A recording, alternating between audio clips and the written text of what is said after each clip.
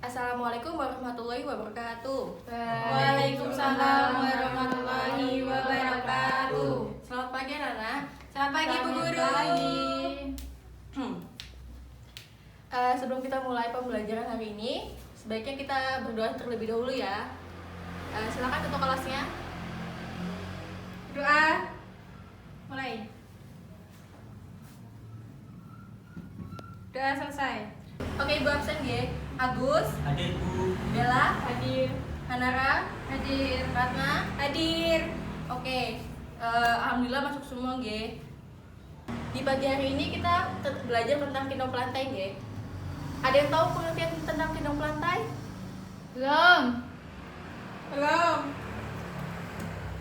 Pengertian di kindong pelantai yaitu yang lebih dikenal dengan tumbuhan ialah salah satu organisme eukariotik multiseluler dengan dinding sel dan klorofil. Apa itu klorofil?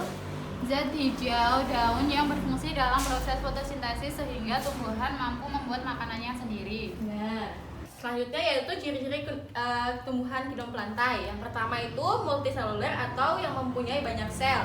Baratna yang kedua. Autotrof, bisa membuat makanan sendiri. Yang ketiga Bahanara. Eukariotik merupakan sel yang telah memiliki membran inti sel. Mbak Bella. Terdapat dinding sel yang terbuat dari selulosa. Mas Agus. Hidup di daratan yang lembab atau perairan. Baratna. Dapat menyimpan cadangan makanan. Bahanara.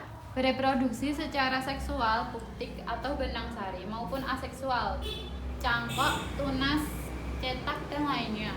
Jadi secara seksual itu ada putik, benang dan benang sari. Dan yang aseksual itu ada cangkok, tunas, dan setek atau yang lain-lainnya. Kemudian kindong pelantai itu mempunyai 3 divisi. Yang pertama tumbuhan paku, tumbuhan lumut, dan tumbuhan berbiji. Tumbuhan paku, bahasa ilmiahnya apa? Pteridophyta. Tumbuhan lumut, Mbak Hanara. Triophyta. Tumbuhan berbiji, Mbak Bella. Spermatophyta. Bener nggih?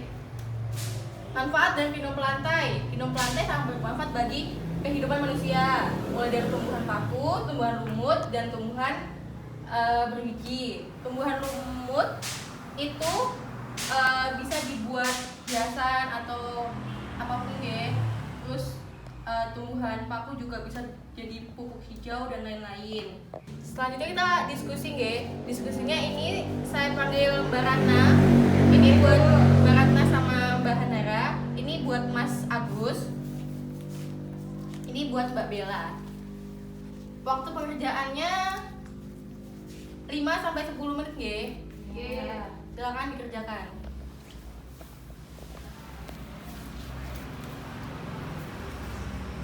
Nanti kalau ada yang kesusahan atau ada yang bingung, silakan ditanyakan nggih.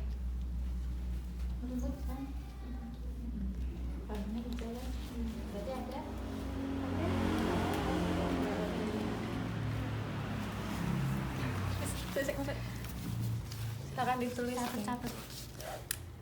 Oh iya, yang perlu dicatat yang didiskusikan itu pengertiannya, ciri-ciri dan manfaat dari tumbuhan yang saya kasih tadi, nggih. Oke, Bu.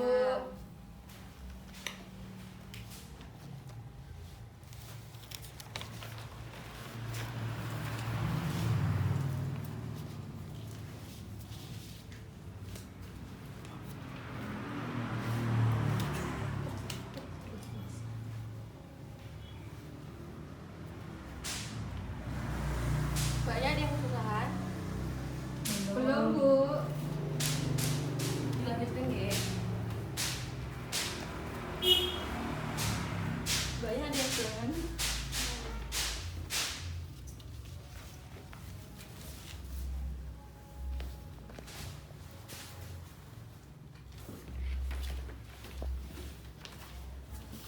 Nanti untuk presentasinya maju satu-satu deh yang udah didiskusikan tadi.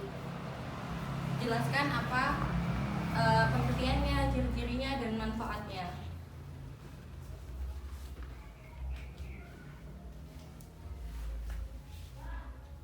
Bagus sekali tulisannya.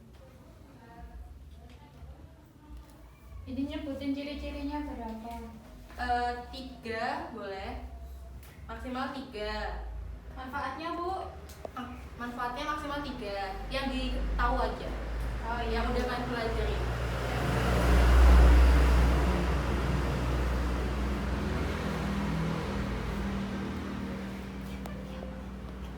Jangan saling kata-kata.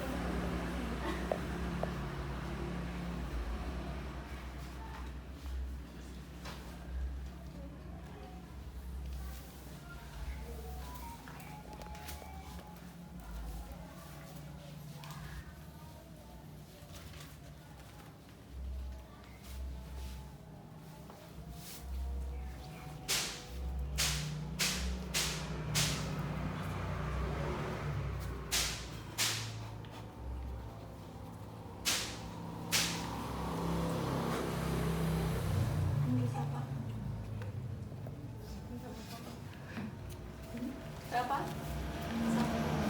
Hah?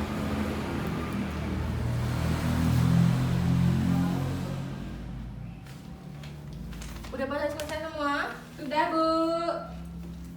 Oke, kalau sudah, tolong dipahami terlebih dahulu. Nanti maju satu-satu, nggih. Untuk menjelaskan apa yang tadi kalian sudah tulis tentang manfaat, ciri-ciri, dan apa pengertiannya.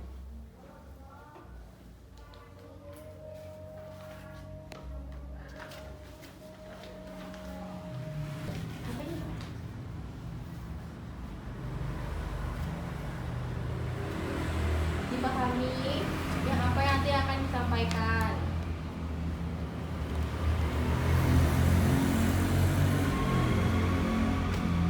Udah nggih, waktu membacanya sudah nggih. Perkenalkan, nama saya Ratna, nomor absen 4. Nah, saya akan membawa tumbuhan lumut. Tumbuhan lumut ini sekumpulan tumbuhan kecil yang termasuk dalam Bryophyta. Ciri-cirinya memiliki sel banyak, bentuk tubuh yang pipih, melekat pada substrat dengan ketinggian 1-2 cm.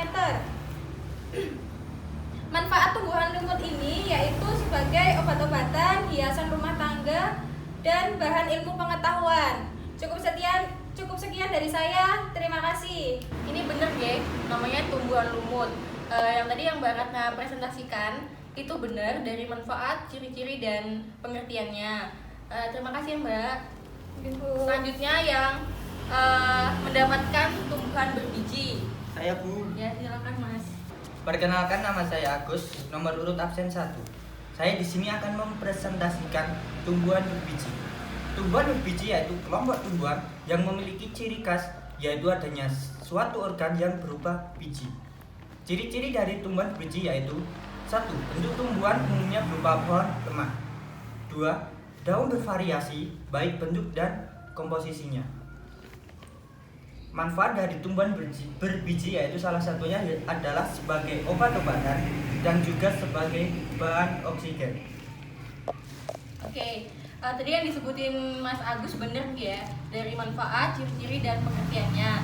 Sekarang saya mau tanya Mas Agus, contoh dari tumbuhan berbiji itu apa aja? Contoh dari tumbuhan berbiji adalah jagung, kacang, mangga, dan rambutan, dan masih ada banyak lagi. Ya. Oke, jadi benar semua ya yang contoh-contoh yang tadi disebutkan. Terima kasih Mas Agus. Yang terakhir yaitu tumbuhan paku. Mbak Bella, silakan.